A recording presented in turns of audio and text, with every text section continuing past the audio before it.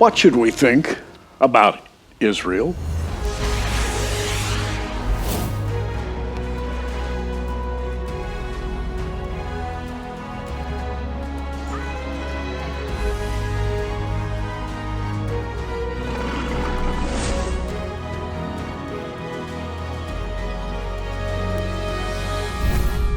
And here to discuss Israel in depth with us today is Dr. Thomas Ice, who has written a chapter in this book entitled, strangely enough, What Should We Think About Israel?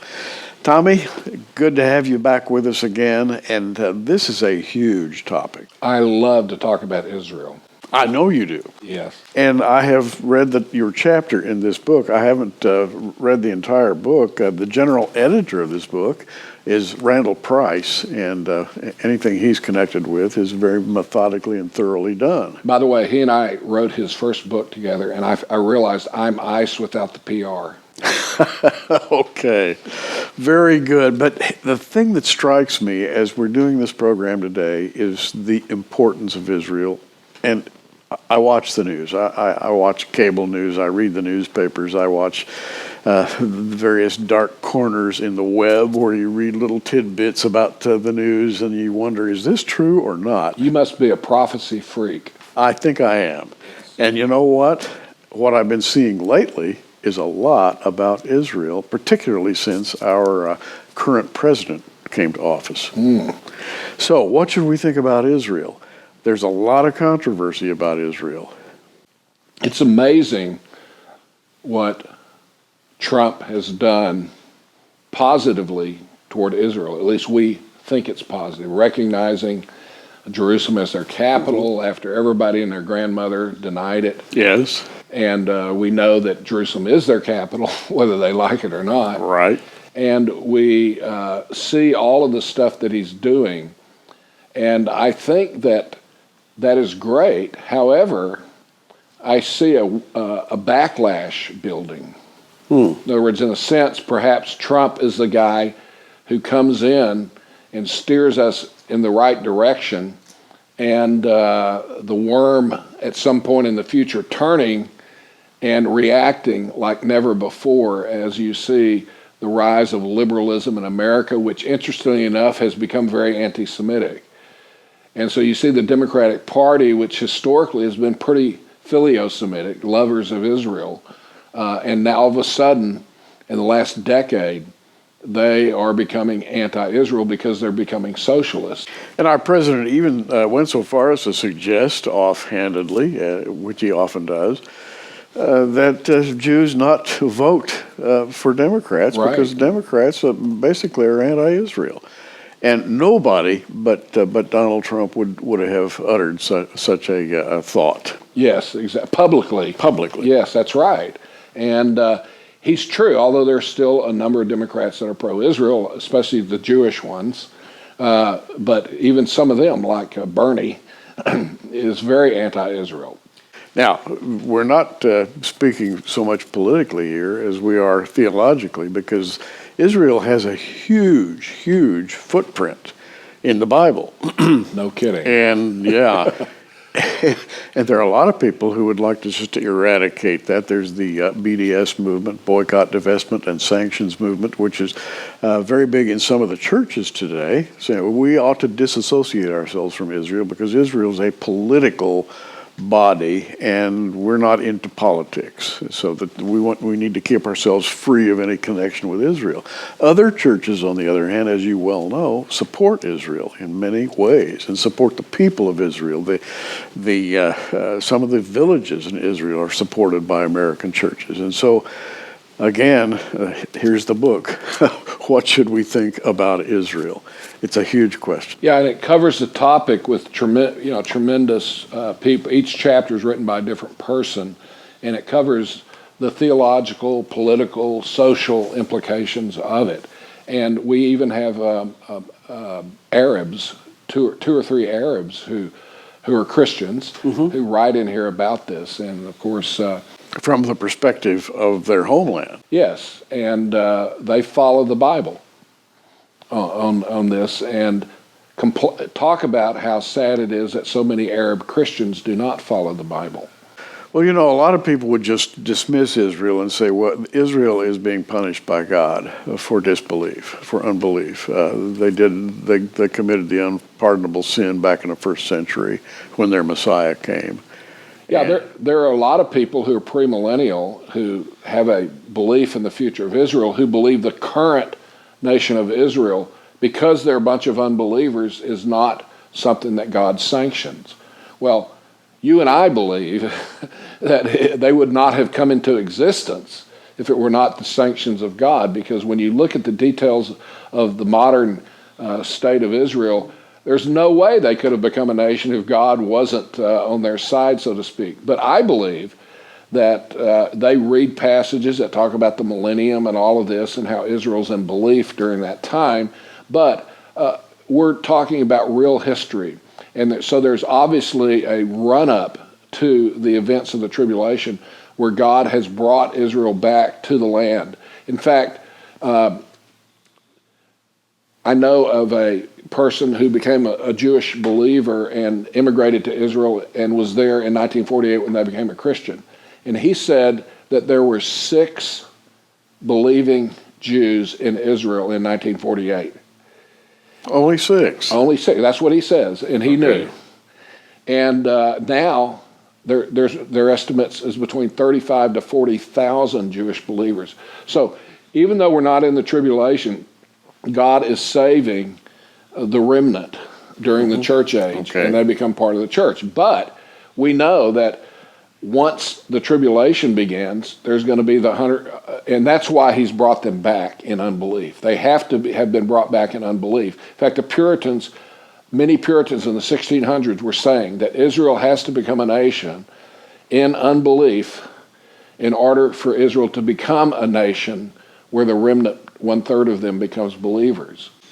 And in the last century or so, kind of demonstrates a principle or a premise, and that is they did come back in unbelief because they had very carefully ensconced themselves in Northern Europe, the Jews, Right.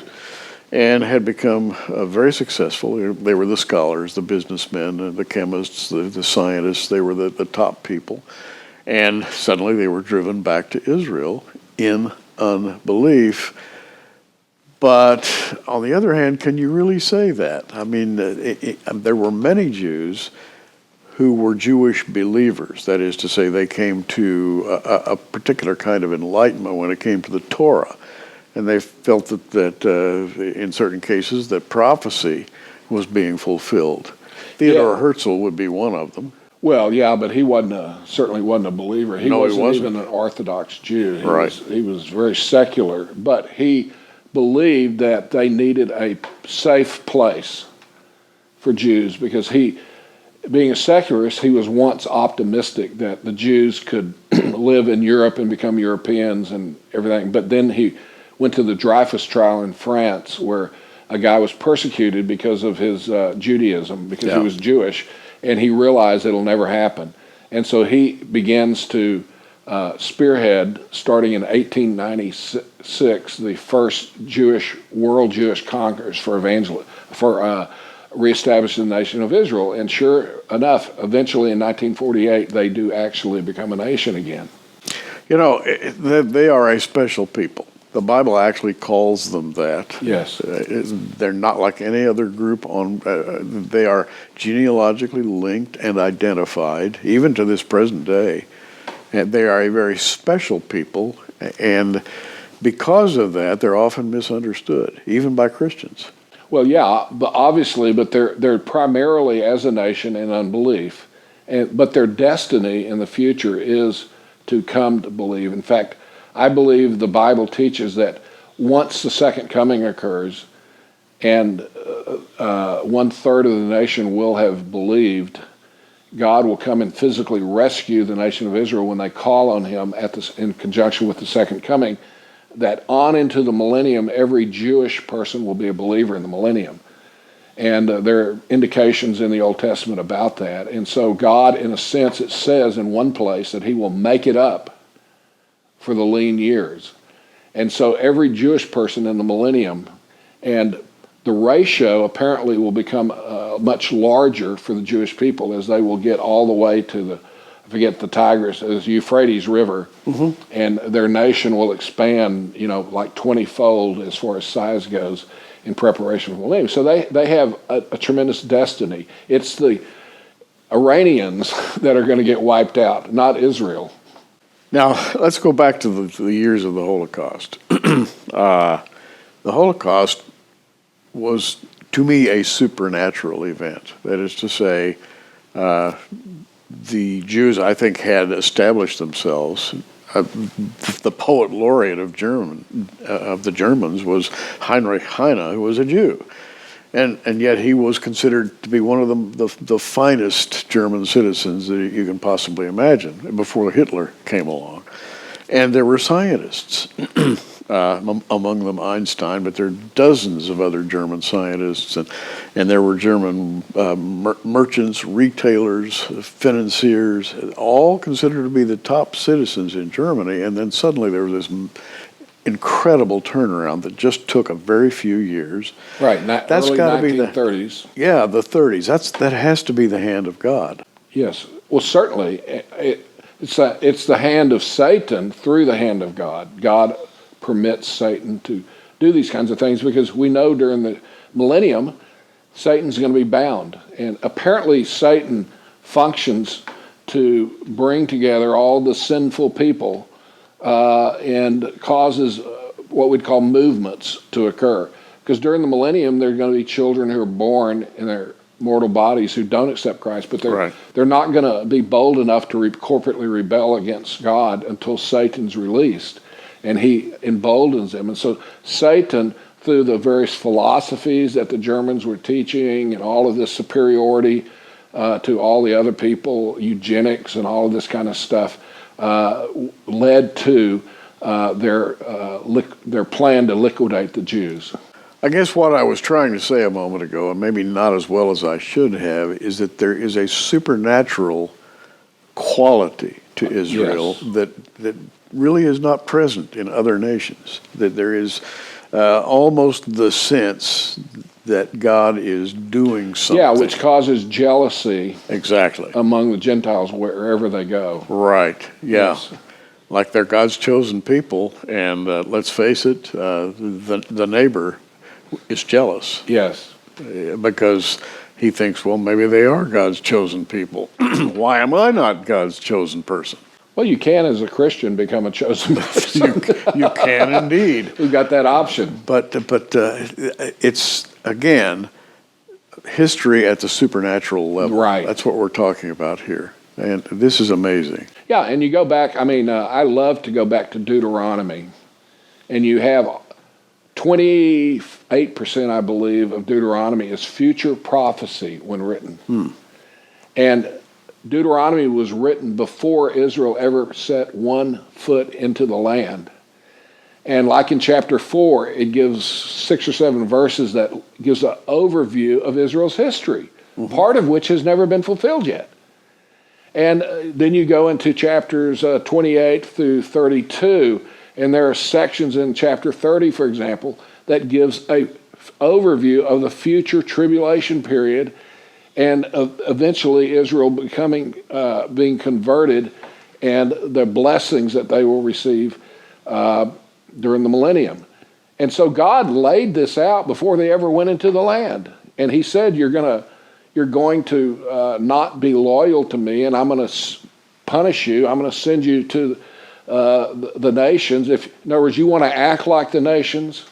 Good, I'll send you there. I'll send you to Babylon, the center of idolatry. And then he says there'll be another one, and this is in Deuteronomy 28, where he gives this long overview of their history. And sure, the second being kicked out, is around the world, global. And now they're being regathered. I think 168 countries that there are Jews in Israel from today. Think about and that. They're being gathered not because they're believers, but because they're going to become believers. Yes. And God is going to, Ezekiel 20 and Ezekiel 22 and other passages, he's going to purge out the non-elect, the rebels as they're called, in the tribulation that's going to lead to what? The condition for the second coming, as we say at the end of Matthew 23, is that the nation has to call out, "Blessed is he who comes in the name of the Lord," which they rejected him the first time. And so they're going to be converted through the process of the tribulation. They're going to be hid away in the second half, many of them, not all, in Petra. And it says he will speak tenderly to them, and they will come to know him, and he will rescue them and protect them from the enemies during the second half of the tribulation. Again, the topic on the table is the title of this book. What should we think about Israel? A lot of the church today, Tommy, quite frankly, is just groomed to be anti-Israel. It is. And which is sad. I, as a Bible-believing Christian, just read, voraciously every little verse I can find that says anything about what God is going to be doing with Israel. I'm reading this. I'm excited about it. I'm excited to watch modern Israel. A lot of people are just not that way. No, because of almost 2,000 years of church history that has said the church has replaced Israel. Replacement theology is what led in the 300s to the tremendous persecution by the church of Israel. In fact, the golden-throated orator, I can't remember his name, but he had a series. He's one of the greatest preachers of the early church in the 300s, and he had a series of 8 sermons called Against the Jews. And he closed that Chrysostom is who it was. Chrysostom. Yes, and he said, if hating Jews makes you a good Christian, then we are all good Christians. And so you begin to have the church lead into the medieval Jew hatred, which if you've ever read some of the details about it, it goes on and on and on, the persecution of the Jews. But do you know what? I have a friend who's head of a Jewish evangelism organization. He wrote his doctoral dissertation at a seminary on the revival that took place between World War I and World War II, and a low estimate is that over 250,000 Jews had become Christians in that interval. They were all wiped out in the Holocaust. And one country had 800,000 Jews, and 15% of them had become Christians between the two wars. Think of that, 15% of the Jewish people. And so God got them ready for the Holocaust, and I would imagine maybe another 100 or 200,000 got saved in those camps as those Jewish Christians were evangelizing. And so yes, they didn't lose their Jewishness when they became believers, and they suffered the same fate as the others. But I think we're going to see a few more of them in heaven than maybe we had thought before. Well, this brings up a great point. You know, and I know, and have many friends who are Hebrew Christians or Jewish Christians. And I want you to know, a devout Jewish Christian will just put you to shame when it comes to studying the Bible. Just like in every other area of life, Yeah, they are incredible when it comes to studying, understanding, and teaching the Bible. And again, I think they have a special blessing, if you will, from the Lord. And in fact, the Bible says they have a special blessing.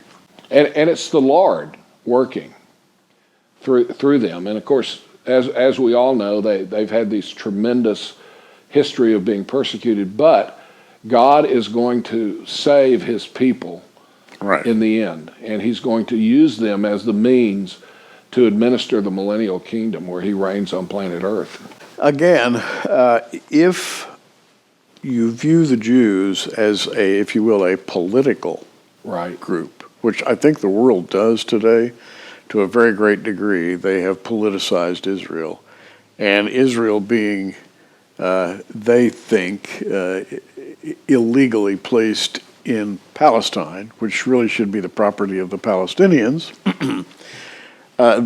you've got an immediate huge conflict and a possible war.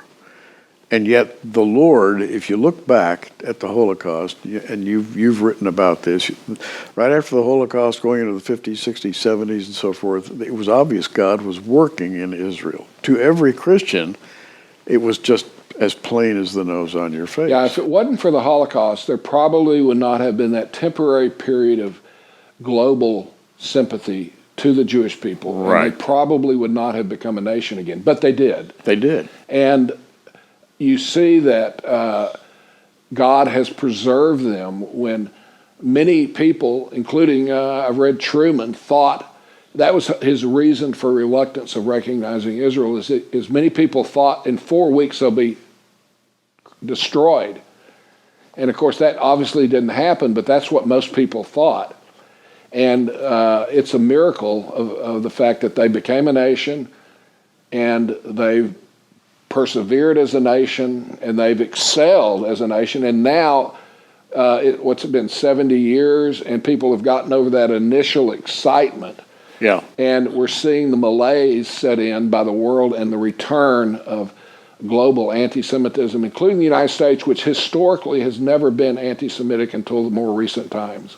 And that's a kind of a frightening development. Yes, it is. Tommy has written The Case for Zionism, and by the way, we're going to tell you how you can get a copy of this and our other book under discussion today. But let me just point out, my last chapter on that book is a history of the development of pro-Israel sentiments back to from the Reformation on to the early 1900s. Now, I should say that Tommy is a historian. At heart, you really are a historian. You love to study historical connections, and you've got more of them than I think anybody I've ever heard talk. You should hear him talk about medieval Christianity and have a big bag of popcorn with you when he starts, because it'll be a story. But you tell the story of historical connections like nobody I've ever heard, and that's Israel. Yes. Seeming impossibilities, right. One after another, after another, after another. I mean, most Jews in 1948 did not want to go to Israel. Yeah. And there's even certain Orthodox sects, not many, that are anti-Israel because of that, because they believe the Messiah has to come and then they'll go back to Israel, And then you have the other faction in Israel today, the Zionists, and who really are preparing for the Messiah, right. And they are teaching priests to officiate as they would after the temple is rebuilt. In other words, they are expecting Israel to become a spiritual center. Yeah, that's called the temple movement. And but the overwhelming majority of Jews in Israel are secular. Yes. And in fact, I read one time that the highest percentage of atheists of any country in the world is in Israel. And we know, for example, homosexuality is dominant in Israel. And they have all of these celebrations of that and all of this kind of stuff. But the Orthodox, since they have 8 to 10 children, they're gaining, on them. And those are people who, although they hate Christianity by and large, many of them are becoming believers. And we could talk a long time about how many of the Jewish people become believers and some of the interesting things they're doing to evangelize their fellow Jewish people even today. Now, how can you translate your thoughts to your daily life? For example, we live in a country that's greatly divided about how you should think about Israel. There are those who are as anti-Israel as the day is long, and there are others like us who are pro-Israel for various reasons. How should we think about Israel on a daily basis? Well, we know that as you read the events of the tribulation, the whole focus of global history is going to be on Israel. And they're moving toward bringing all the armies of the world to Jerusalem at some point at the end of the tribulation to try to wipe them out, somehow thinking this will solve the world's problems. So we're seeing that become more of an issue even in our own day. And I think, if given the opportunity, we need to stand up for Israel. I mean, people are getting beaten up in the streets because they're pro-Israel. These kind of things are happening today. And I think as Christians especially, we need to speak up in the church, because many of these, as you said at the beginning of the program, are being led by, quote, Christians, actually the liberal church, in this area. But you cannot, as you're saying, read the Bible and not and realize that so much of it relating to Israel is future, because it never has been fulfilled. There's never been a time when Israel was the central thing of the world and the basis of blessing for the world, and the Scripture predicts that. Well, we are premillennial, pre-tribulational, dispensational, which automatically places us in a position to watch Israel very, very That's carefully, right. because Israel is, if you will, the hinge point of history. And we understand that. And I think we understand that in a way that even modern Israelis do not. Oh, definitely. They just see it as a safe place, relatively safe place. Yeah. There's terrorism and everything. I don't see how, over the long run, a sober thinking Israeli can think that they can hold off the entire Arab world Right. in the long run. But guess what? It's going to happen. And, we believe that God will supernaturally intervene, for example, at the Battle of Gog and Magog after the rapture, but probably right before the tribulation begins. And Israel will trust in the peace treaties and things, and God will have to come in and supernaturally protect them. Speaking of Gog and Magog, most of the Jews that I've spoken with over time recognize Ezekiel 38 and 39, but they don't want to talk about it. Well, you're right, but their eschatology, their view of the future, revolves around Gog and Magog, as they pronounce it. Right. Gog and Magog, as we pronounce it, and especially those of us from Texas. But nevertheless, they see a future battle with Russia and the Arab conglomerate, and the Orthodox Jews and believing Jews believe that is coming, that is going to happen in the future. And so a lot of them believe they're preparing for that. Dr. Thomas Ice, as we call him, Tommy Ice, and he's contributed to this book, What Should We Think About Israel? Yours for a gift of $20, free shipping anywhere in the United States. Go to prophecywatchers.tv and scroll down the online bookstore, and you're going to find this book, and also a special offer. We love to put things together. We're offering this book, What Should We Think About Israel, for $20, but we're putting it together as part of a package. The Case for Zionism, and this book written by Tim LaHaye and Ed Heinzen. By the way, this is a very, very good book. It's called Target Israel. And these three books we'll send to you for your gift of $40. And by the way, if you want to read about Israel, in my hand is a lot of knowledge. $40. Free shipping anywhere in the U.S. And I wish we had longer to talk, because I have the feeling we've just started. Well, we'll have an eternity to talk at some point. And won't that be wonderful? Yes, it will. To be able to see what God did and to know what a blessing. And to be in his presence. Amen. Dr. Thomas Ice, always a joy to talk with him. And by the way, keep watching. We are. Thanks for joining us on Prophecy Watchers. You can find us on the web at prophecywatchers.com, where you can sign up for our free email newsletter.